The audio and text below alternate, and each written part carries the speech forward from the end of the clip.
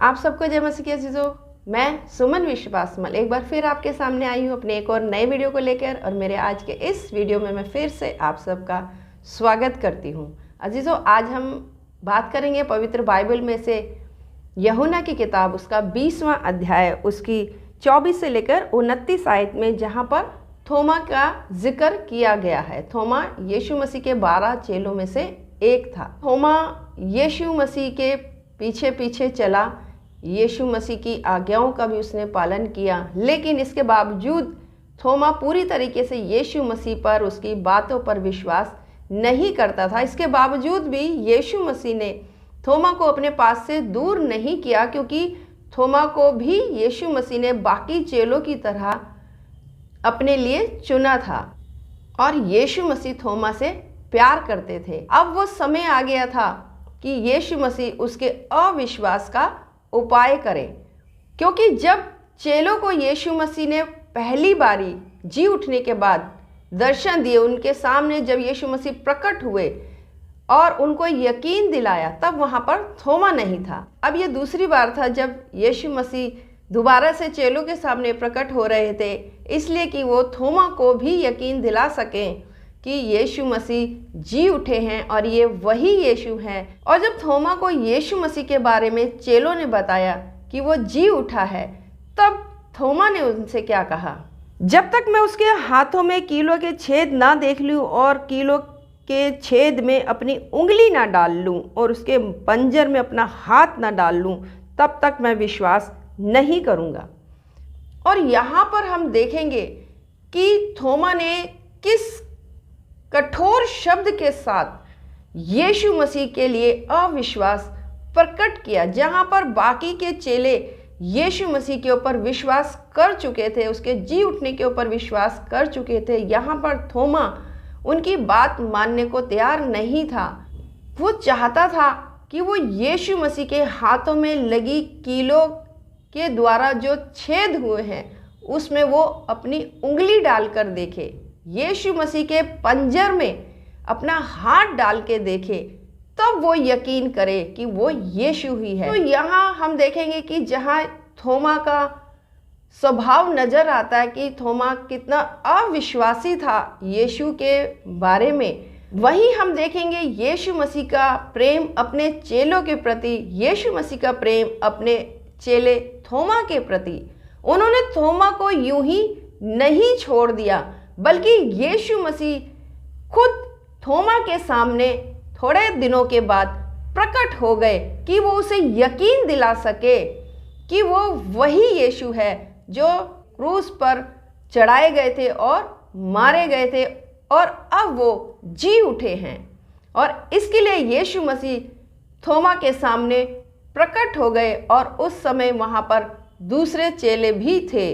और तब यीशु मसीह ने उससे कहा, अपनी उंगली यहाँ लाकर मेरे हाथों को देख, और अपना हाथ लाकर मेरे पंजर में डाल, और अविश्वासी नहीं परंतु विश्वासी हो।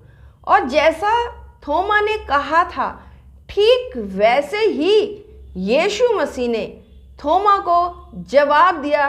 ठीक वैसे ही यीशु मसीह ने उसके अविश्वास का उपाय किया।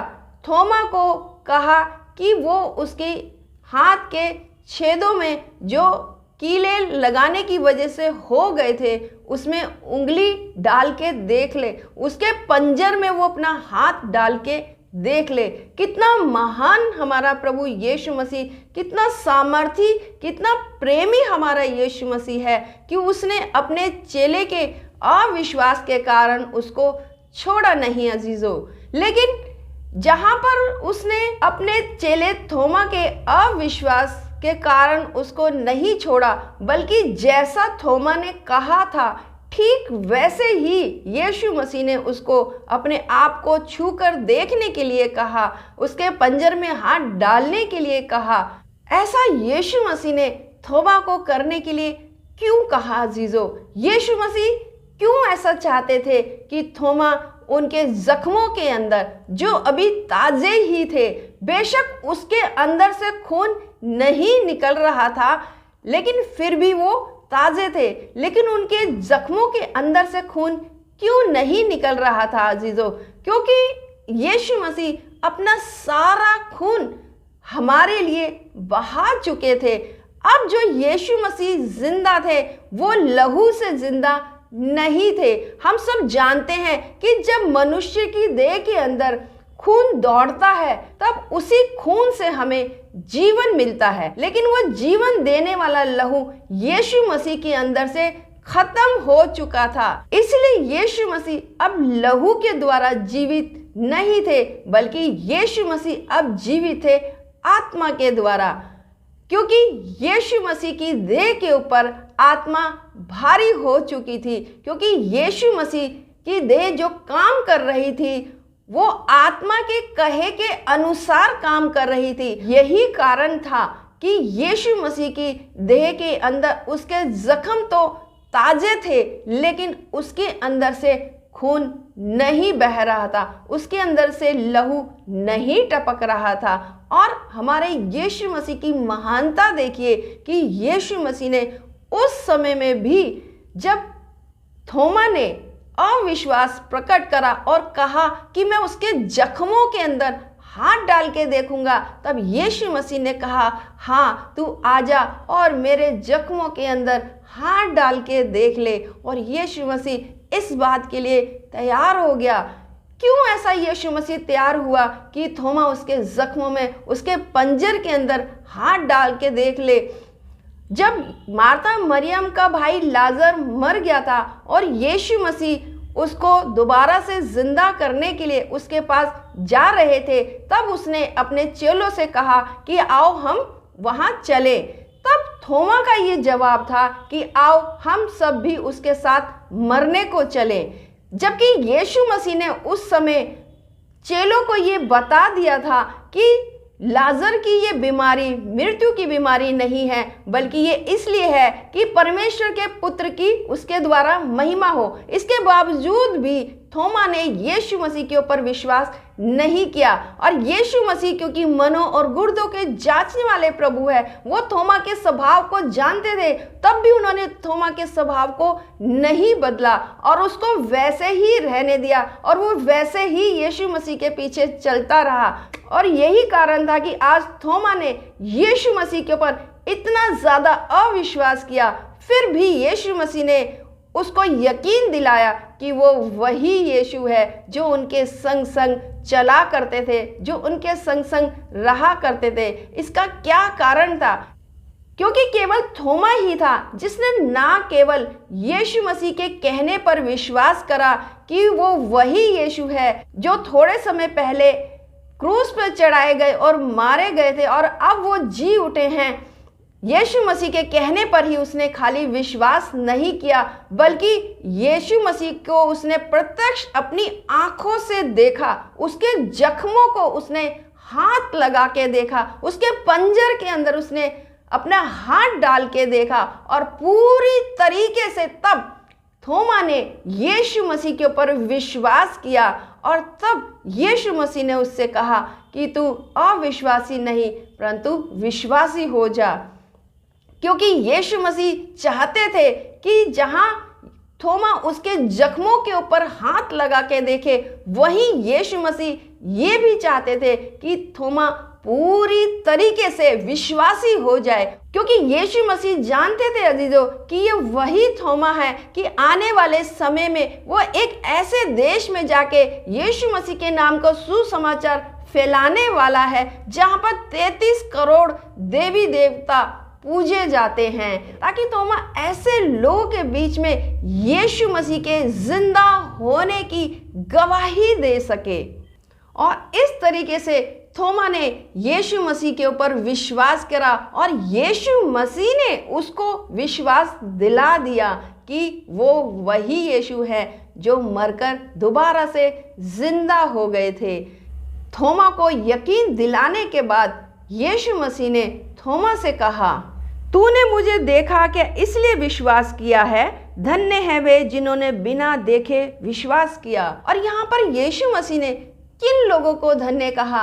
क्या उसके साथ के चेलों को, जिन्होंने बिना देखे विश्वास कर लिया था? लेकिन अजीजों, उन चेलों ने भी तो पहली बार यीशु मसीह से डर गए थे और उसके बाद यीशु के विश्वास दिलाने के बाद चेले उसके ऊपर विश्वास कर पाए थे। लेकिन फिर यीशु मसीह ने यहाँ पर किनका जिक्र किया है कि वो उन्हें धन्य कह रहे हैं? यीशु मसीह यहाँ पर जिक्र कर रहे हैं हम लोगों के बारे में। यीशु मसीह के जी उठने के बाद जब वो स्वर्ग पे चले गए, उसके कुछ पीढ़ी के बाद के जितने लोग हैं, तब से लेकर अब तक के तमाम वो लोग जिन्होंने ना यीशु मसीह को प्रत्यक्ष देखा है, ना उसकी क्रूस को वो देख पाए, ना उसके जी उठने को वो देख पाए, ना वो उससे बातें कर पाए, इसके बावजूद भी वो यीशु मसीह के ऊपर विश्वास करते हैं। वो इस बात पे विश्वास करते हैं कि यीशु मसीह परमेश्वर का पुत्र है। वो इस बात पे विश्वास करते हैं कि यीशु मसीह ने हमारे लिए अपने प्राण दे दिए, हमारे पापों के लिए अपने प्राण दे दिए, और वो मरकर दोबारा से जी उठे और वो स्वर्ग पे चले गए, और फिर वो एक दिन स्वर्ग से हमें लेने के लिए आएंगे, जो उसकी आज्ञाओं के अनुसार चलते हैं, जो उससे डरते और उसकी आज्ञाओं को मानते हैं। क्योंकि उन्होंने सिर्फ यीशु मसीह के भेजे हुए पर विश्वास करा। जिन लोगों ने यीशु मसीह के बारे में सुसमाचार फैलाया और जिन लोगों ने पवित्र वचन को पढ़ा, उन्होंने पवित्र वचन को पढ़ के और सुसमाचार को केवल सुनने के बाद यीशु मसीह के ऊपर विश्वास कर लिया और उसको अपना उद्धारकर्ता मान लिया, ऐसे ही लोगों को यीशु मसीह धन्य कहते हैं। यीशु मसीह बहुत प्यार करते हैं और स्वर्ग से सदा ऐसे लोगों के ऊपर अपनी नजर बनाए रखते हैं। लेकिन यीशु मसीह नहीं चाहते कि जब हम उसके ऊपर विश्वास करते हैं, उसको अपना उद्धार करता, अपना प्रभु मानते हैं, तब थोमा की तरह हम भी अविश्वासी हों या आधा अधूरा हम यीशु मसीह से प्रेम करें। यीशु मसीह चाहते हैं पूरी तरीके से समर्पण। यीशु मसीह हमारे अंदर किसी भी किस्म का अधूरापन नहीं देखना चाहते। इसलिए यीशु मसीह हमें पूर्णतः अपना बनाना चाहते हैं और हर समय हमारी सहायता करने को तैयार रखते हैं अजीजों, क्योंकि यीशु मसीह हम लोगों को, जिन्होंने यीशु मसीह को अपनी आंखों से नहीं देखा, फिर भी वो यीशु मसीह पर विश्वास करते हैं। यही कारण है कि यीशु मसीह हम सभी लोगों से बहुत ज़्यादा प्रेम करते हैं। इस प्रेम के बारे में यीशु मसीह ने उस समय थोमा को कह दिया था कि तूने तो मुझे देखकर विश्वास किया, लेकिन धन्य है वे लोग जिन्होंने मुझे बिना देखे विश्वास किया। कितना महान, कितना सामर्थी और कितना ज़्यादा प्रेमी पिता है हमारा यीशु। ऐसा हमसे और कौन प्यार कर पाएगा। इसीलिए हम अपने सारे अविश्वास को छोड़ दे और उस चीज़ को हम अपने जीवन से दूर कर दे जो हमें यीशु मसीह से दूर करती है। चाहे वो कोई हमारे रिश्ते में हो या कोई हमारे दोस्त हो या कोई ऐसी हमारी आदत हो या कोई भी ऐसी बात हो जो हमें यीशु मसीह से दूर करती है, हमें उसे अपने जीवन से हमेशा के लिए दूर कर देना चाहिए, ताकि यीशु मसीह पूरी तरीके से हमें ग्रहण कर सके। क्योंकि थोमा ने यीशु मसीह पर विश्वास किया यीशु मसीह के विश्वास दिलाने के बाद। लेकिन अजीजों, आज यीशु मसीह चाहते हैं कि हम अपने जीवन में अविश्वासी ना हो, क्योंकि जब हम अविश्वासी होते हैं तब हमारा स्वभाव जो है ऐसा स्वभाव होता है कि हम एक दूसरे के जख्मों को कुरेदने की कोशिश करते हैं। और यदि हमारा ये स्वभाव हमारे चाहने के बाद भी हमसे दूर नहीं होता, तो हम यीशु मसीह से मांग लें, यीशु मसीह से बोलें कि यीशु मसीह जी, आप हमारे अविश्वास का उपाय करो, हर तरह की बुराई हमारे जीवन से दूर कर दो, हर एक वो चीज़ हमारे जीवन से दूर कर दो जो हमें तुझसे दूर करती है। और तब यीशु मसीह हमें अपना के बिल्कुल पाक और साफ कर देगा और हमें फिर हमेशा के लिए अपने पास वो रख लेगा। आइए दोस्तों, हम प्रार्थना करें। धन्यवाद यीशु, धन्यवाद पिता, धन्यवाद परमेश्वर, धन्यवाद मसीहा जी, तू सर्वशक्तिमान, बहुत महान, बहुत दयालु, बहुत पवित्र है। पिता, तेरे नाम का धन्यवाद चढ़ाते हो प्रभु।